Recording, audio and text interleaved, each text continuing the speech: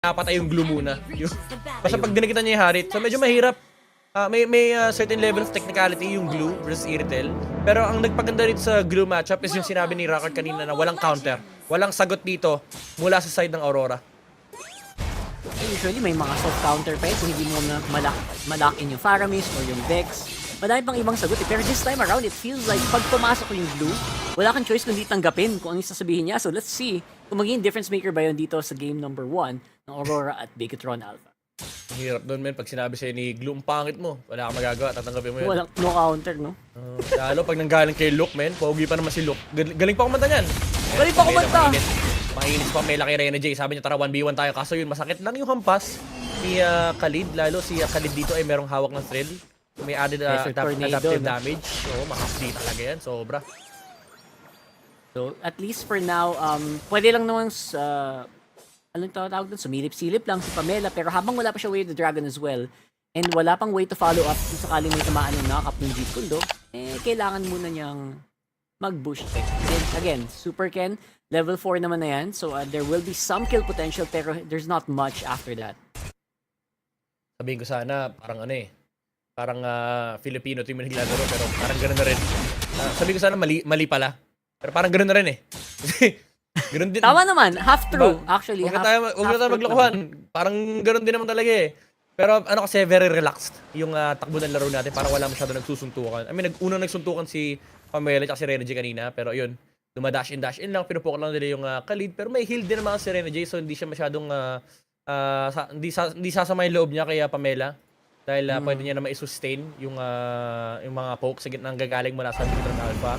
And maganda yung hawak ng river ni Reyna J. Just make sure na na hindi ganun kadali for BTR to invade either the mid lane or the XP kasi yung nabigan ginamit yung Eternal Guard para ma-force out yung flicker mula dito kay Reyna J. Would have been a nice kill for Bigetron Alpha pero they would take the flicker mula dito kay Reyna J. Kasi yun nga lang sila nauna dito sa pagong. Abot naman si Demon Knight however, pero nandun na yung zoning na ginagawa ni Luke. Tanong is may damage ba sila para ma-zone yung glue pero napalayo. Actually si Luke dito pero yung shadow kumabit! Doon kay Demon Knight and the shadow kill has been committed. Napatakbo dito si Demon Knight and the retribution will be there from Super Ken to secure the objective for BTR. Pero Aurora ang makakakuha ng first blood. That is the Hayabusa taken down. Di pa sila tapos. Reyna J dito with the Raging Sandstorm onto Luke. And hindi naman kailangan ng counter para mapatay nila yung glue as Aurora takes the first 2 kills. Hindi ko think ganti doon, pero I think sobrang crucial nung ginawa ni Luke doon, kaya hindi siya nakapag-retry. Si Demon kahit talagang kinulit sagad ni Luke yung jungler ng Aurora, kaya at least nakuha nila yung pagong, pero kita mo naman, traded naman with 2 kills. So kahit pa paano, yung Aurora nakakuha pa rin ng advantage doon. Especially para kay Demon Knight, kasi di ba usually yung mga suyo, gusto talaga nila ng level advantage. Maaga pa lang. Oo. Ang ganda nung kasi nagka-outplayan sila eh. Yung Hayabusa, very typical of the Hayabusa, no? Na tinitigilan yung turtle tapos magsha-shadow doon sa kalaban jungler. Pag walang dash, automatic na magsha-shadow kill. Fortunately for Demon Knight, may dash siya nun. Pero very quick din yung response. Yung punish ng Aurora na nag-turn kagad. No, nakita nila walang shadow yung Super Ken. Talagang hinabol nila yung tatlong shadow eh. Na hawak dito ni Super Ken, kaya nandun yung trade agad. So overall, maganda pinapakita na itong dalawang team na to. Very quick to punish. Yung Sipa, hindi nga lang tatago sa pader, pero it is gonna be enough. The shadow kill, hindi nga... Kinumit ba? I think, yes, nagamit siya. Kasi Eternal Guard. Grabe, galit na galit sila kay Reyna J. Full commit yun. Si Reyna J, hindi na nagalaw eh. Wala nang choice, wala na siyang chance na react. Even the quicksand guard, not enough kasi pwede makancel no, knock up ng Eternal Guard. BTR finding a trade first kill on the board. Pero so far, tahimik ang ating laro. Talagang naghihintay lang ng spells. Pero yung, of course, capability ng isang Khalid, ready to poke anytime pagdating sa may middle lane.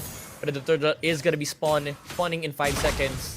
So nasa board lane naman yun, makikita na natin sumama yung Harit pa rin na rin yung Irithel. And si Luke!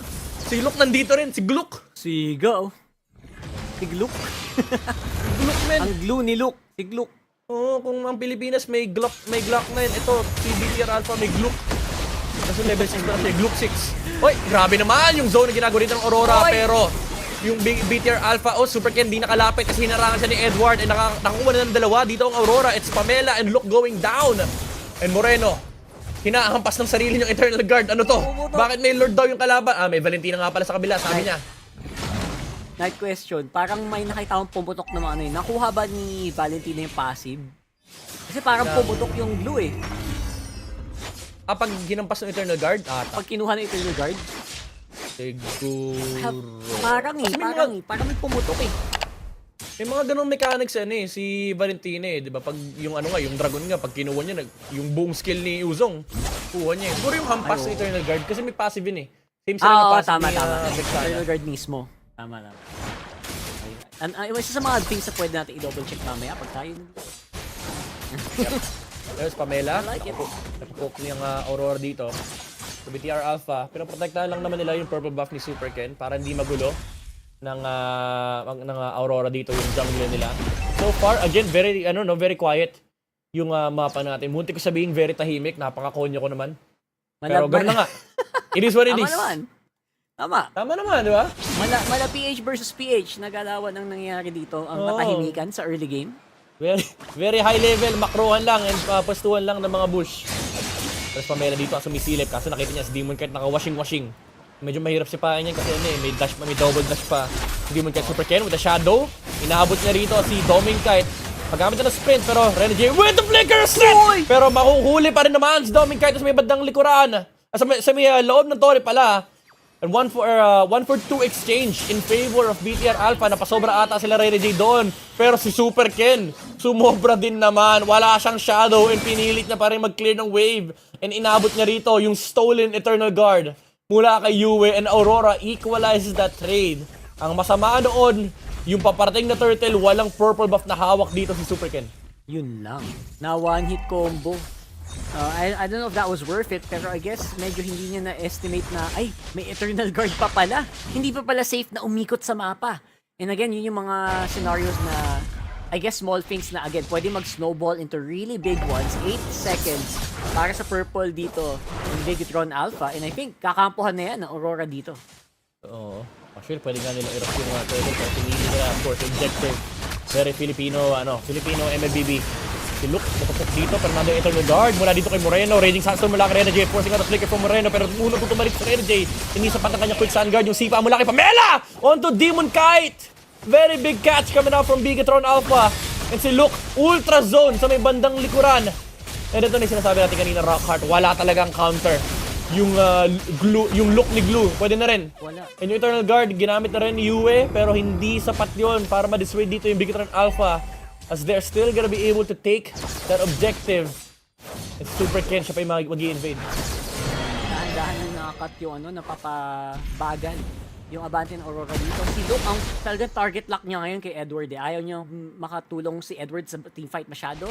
And alam niyo yung pwesto ni Doming Kite ngayon is malaki pa yung difference ng damage output ng Irritel kumpara sa Harit. So I think kinapitalize lang ng Bigetron Alpha na alam mo yung Harit, mas maaga mag-power spike kesa dyan. So why not force a 5-man team fight and yun na yung nangyari.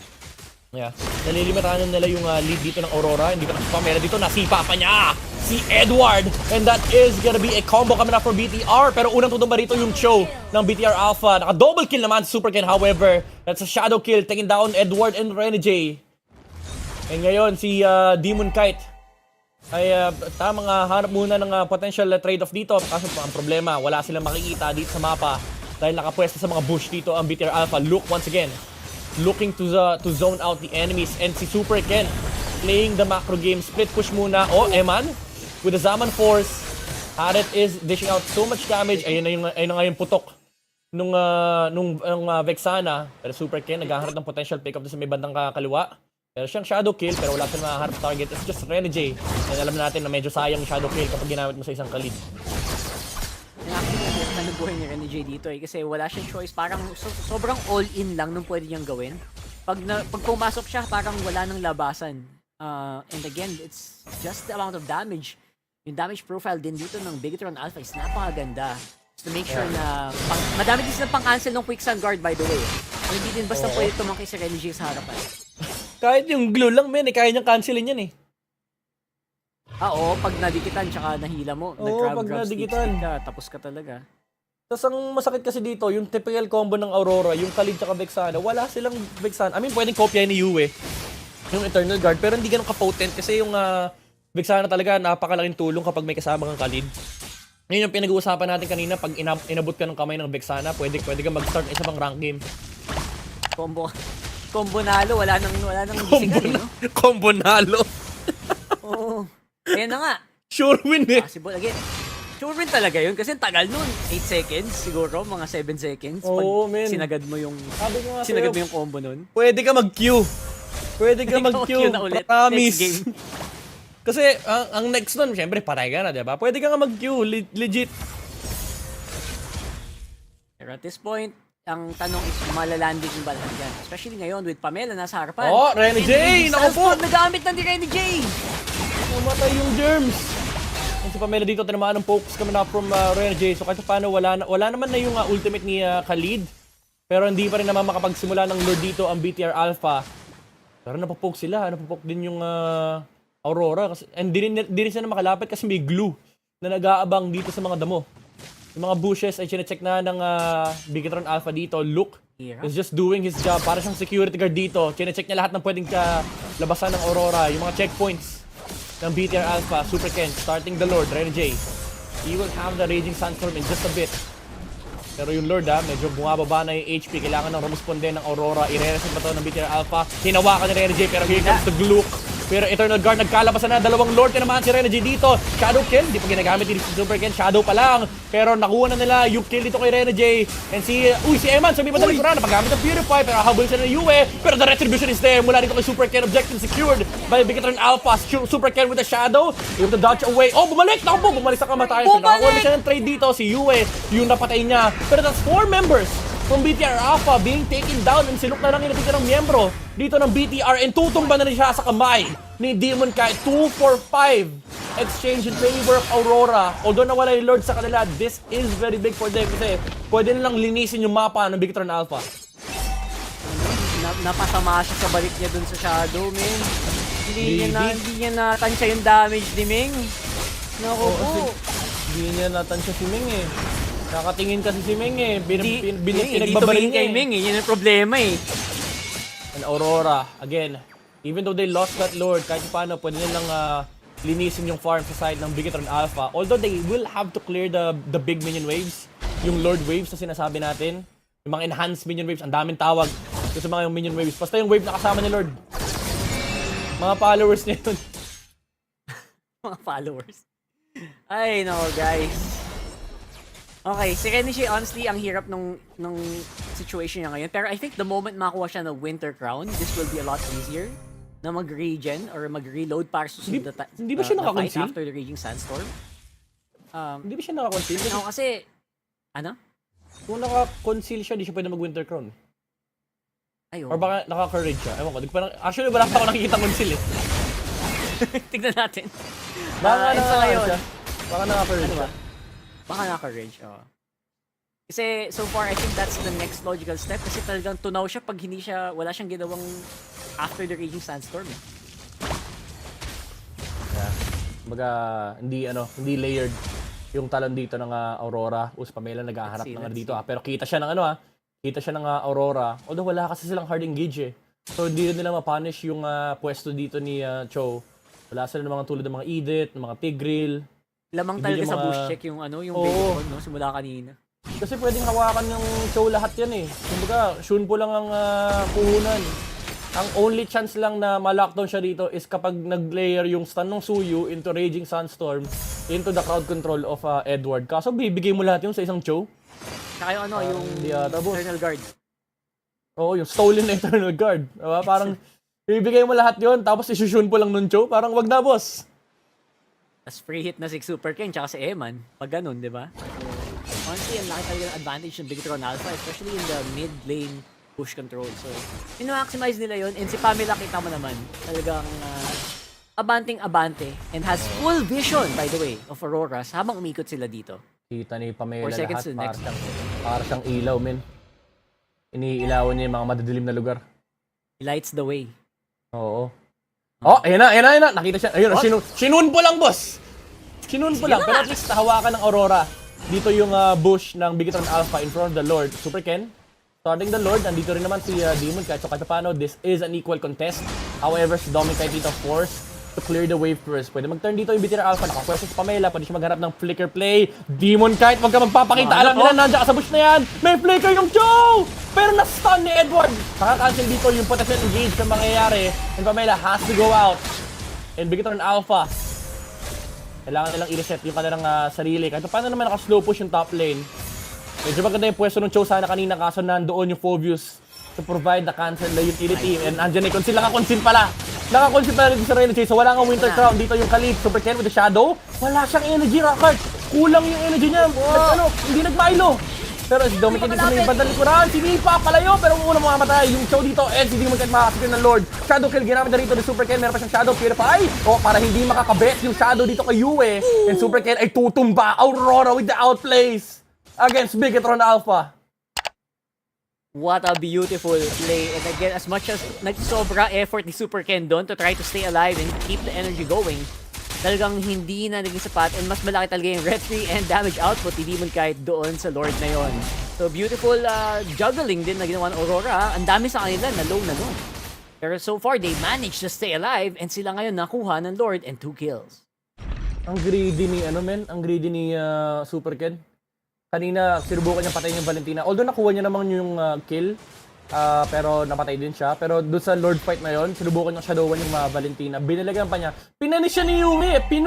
Pinurify eh. So hindi siya makakabit doon sa Valentina. Pagbalik niya, maling shadow yung pinuntahan niya. So naiwan siya sa loob ng, ng bisig ng Aurora. And biyakap siya ng buong buo. And ngayon, Bigetron Alpha, kapit sa base malala. And si Luke dito, hindi na kayang i-sustain yung damage output ng Suyo. And ito, yakap na sila. Yakap na ang Bigetron Alpha. So, dito na sila sama-sama sa base. Dito sila magbabanding. Yan, malaking minions doon sa baba at doon sa taas. So, it's gonna be push time. Para dito sa Aurora, naghahanap ng pwesto, naghahanap ng Oh, Moreno! Moreno with initiate! Patayan Germs! Oh, Renegade! Raging Sandstorm into 4 members from BTR Alpha. The follow-up is there mula dito kay Demon Kite. And unang tutumba rito, si Eman. May counter set naman mula sa BTR Alpha pero makaka-sustain. Mabubuhay pa rin si Demon Kite with the Immortality late purchase. Wow. Binate lang yung Shadow Kill and bumagsak din dito si Super Ken, the Super Bait. Mula kay Demon Kite sa may bili na Sky Guardian helmet para maka-regenerate ng HP. Pamela, nasaan ang kick? Hindi lalabas mula doon si Joe. And now, Bigetron Alpha gets wiped out and Aurora will secure the Game 1 victory. Beautiful ML, beautiful ML.